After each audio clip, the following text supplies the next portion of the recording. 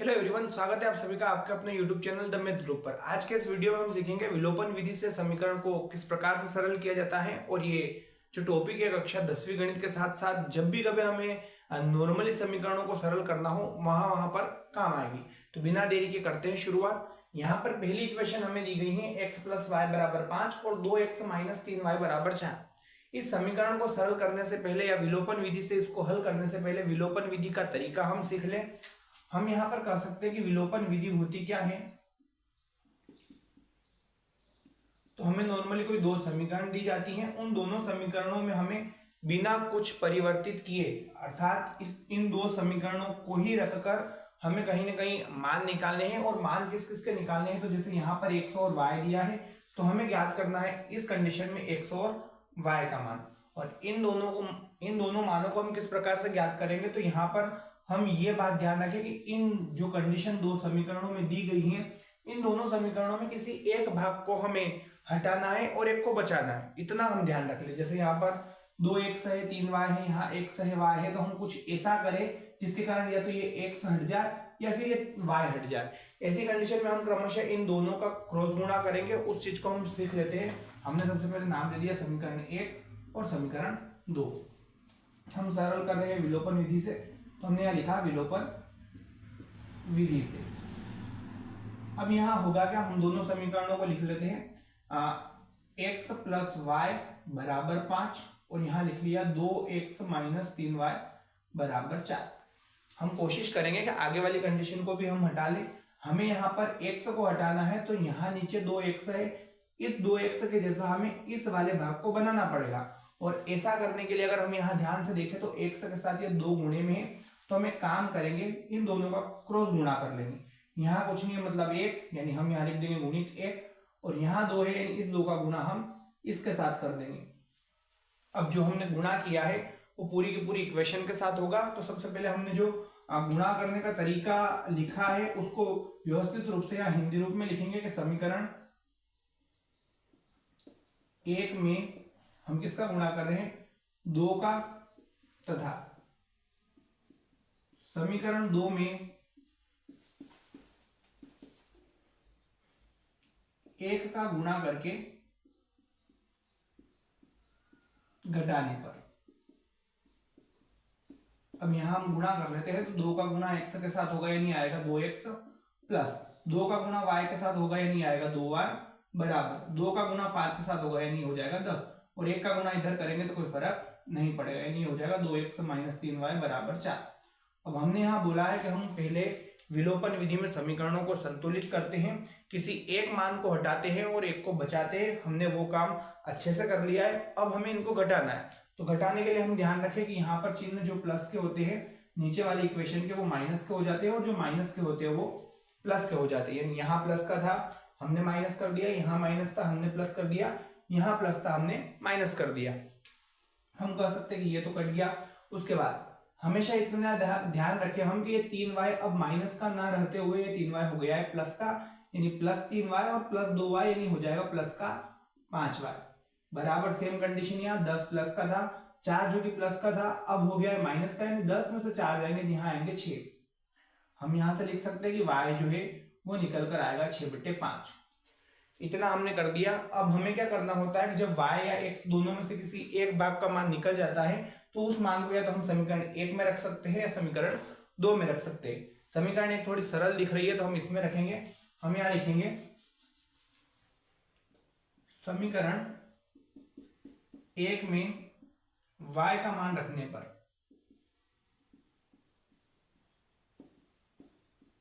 तो देखिए सबसे पहले हम समीकरण 1 लिख देते हैं, x + y = 5 और y की जगह रखना है 6/5, तो हमने लिखा x + 6/5 = 5।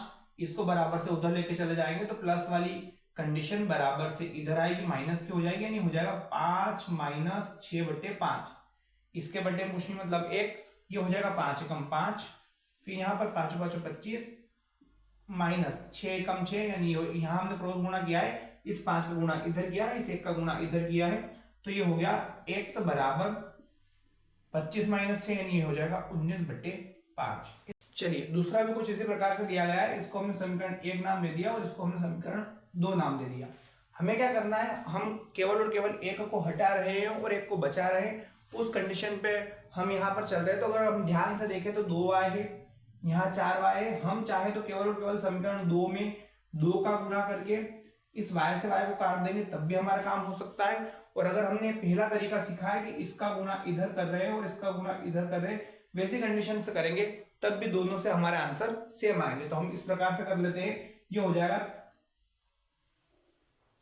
3x प्लस 4y बराबर 10 और इसके साथ गुणा करना है हमें 2 का, तो हमने यहाँ लिख दिया गुणित 2। दूसरी कंडीशन दी गई है 2x माइनस 2y बराबर 2, इसके साथ गुणा करना है हमें 3 का, तो हमने यहाँ लिख दिया गुणा 3। इसको सरल करेंगे तो हो जाएगा 3 दूनी 6x प्लस 4 दूनी 8y बराबर 10 दूनी 20, और ये हो जाएगा 3 दूनी 6x माइनस 6y बराबर 3 दूनी 6। यहाँ हम चिन्ह चेंज कर देंगे, माइनस प्लस माइनस, तो यहाँ से 6x कैंसिल हो गया, 8 6 जो है वो प्लस का हो गया, नहीं हो गया 14y बराबर 20 में से 6 जाएंगे, यहाँ बचेंगे 14, और हम कह सकते हैं कि y जो है वो निकल कर आया है 1। इस y के मान को समीकरण 1 में अगर हम रखें तो हम लिखेंगे y का मान समीकरण 1 में रखने पर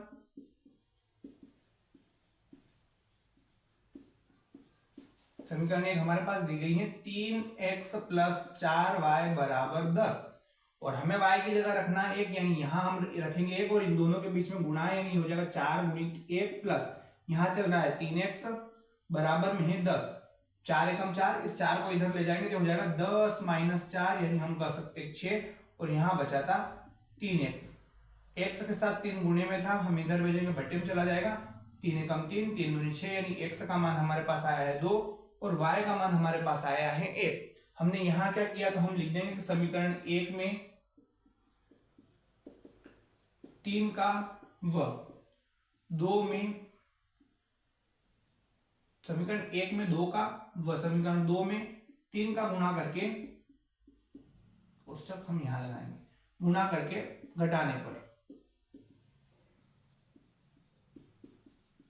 तीसरी कंडीशन कुछ इस प्रकार से हमें दी गई है, हम यहाँ पर यूं ध्यान रखें कि समीकरण को अल्फाबेट को एक तरफ रखना है और संख्या को एक तरफ रखना है, यानी यहाँ पर ये जो समीकरण दी गई है इसको हम सरल करेंगे, तो हमने यहाँ लिखा 3x माइनस 5y माइनस 4 बराबर 0 को सरल करने पर, तो ये हो जाएगा 3x माइनस 5y और माइनस का 4 बराबर से इधर आके हो जाएगा प्लस का, तो ये हो गया 4। फिर इसको भी सेम ऐसा कैसा हम लिखेंगे कि इसको भी सरल कर रहे हैं हम, तो ये कंडीशन क्या आएगी, हमें अल्फाबेट को एक तरफ रखना है, यानी 2y इधर है, हम इसको उधर भेज देंगे, यानी ये हो जाएगा 9x माइनस 2y बराबर 7। इन दोनों समीकरणों को हम एक बार देख लेते हैं, उसके बाद चर्चा करेंगे किसका गुणा हमें किसके साथ करना है। इसका नाम दे दिया समीकरण 1 और इसको दे दिया 2। 3x माइनस 5y बराबर 4 और ये है 9x माइनस 2y बराबर 7।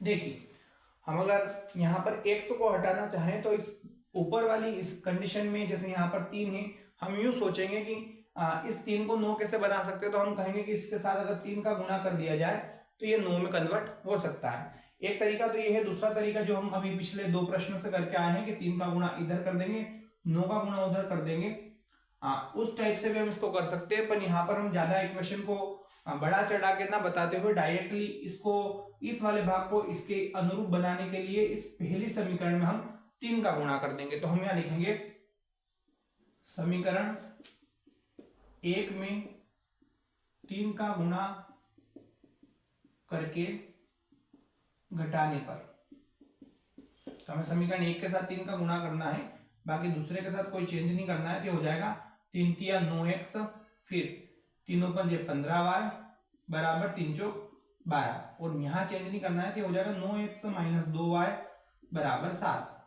यहाँ पर फिर चिन्ह हम चेंज कर लेते हैं, जो प्लस का है वो माइनस का हो जाएगा, जो माइनस का है वो प्लस का हो जाएगा। तो यहाँ 9x से 9x कट गया, 15y जो है वो माइनस के हैं, 2y अब हो गए प्लस के, यानी यहाँ आएंगे माइनस के 13y बराबर 12 में से 7 गए, तो यहाँ हम कह सकते हैं कि 5 बचेंगे, यानी हम कह सकते हैं कि y बराबर आएगा माइनस 5/13।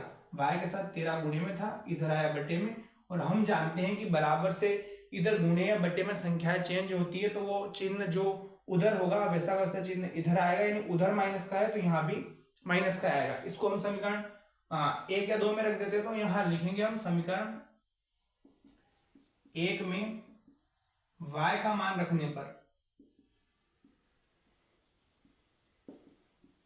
तो ये कंडीशन कुछ इस प्रकार से बन रही है। समीकरण 1 हमें दी गई है 3x माइनस 5y बराबर 4, हमें मान ठिकाना है y की जगह, तो हमने लिख दिया 3x माइनस 5 गुणित माइनस 5 बट्टे 13 बराबर 4।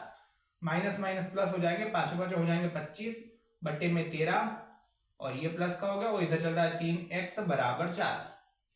3x यहाँ चलेगा ही चलेगा 4, और 25 बट्टे 13 इधर आएंगे माइनस के हो जाएंगे, माइनस 25 बट्टे 13 बट्टे में 1, यहाँ हम एलसीएम लेते हैं तो ये हो जाएगा 3x बराबर 13 एकम 13, फिर इधर 13 चौक हो जाएंगे ये 52, माइनस 1 का 25 में यानी 25, तो हम कह सकते हैं कि ये बचेगा 27 बट्टे 13, यानी 3x बराबर है 27 बट्टे 13।